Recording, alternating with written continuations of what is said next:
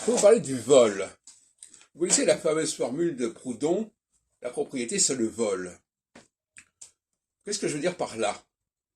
Je veux dire que si j'achète quelque chose à quelqu'un, même si je paye pour cela, est-ce que ça n'est pas quand même du vol? Un vol légal, légalisé. Mais on lui prend quelque chose.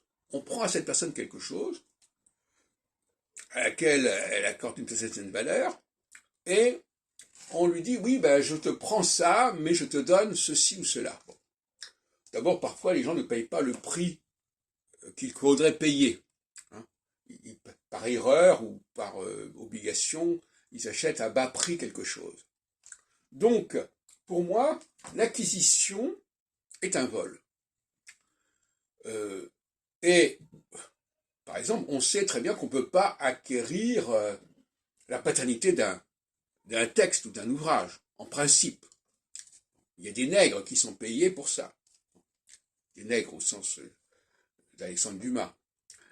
C'est-à-dire, voilà, on achète le travail de quelqu'un. Alors, quelque part, on pourrait dire, à la limite, alors si je paye quelqu'un à faire quelque chose, c'est déjà une forme de vol. Donc le vol et l'argent ne sont pas incompatibles.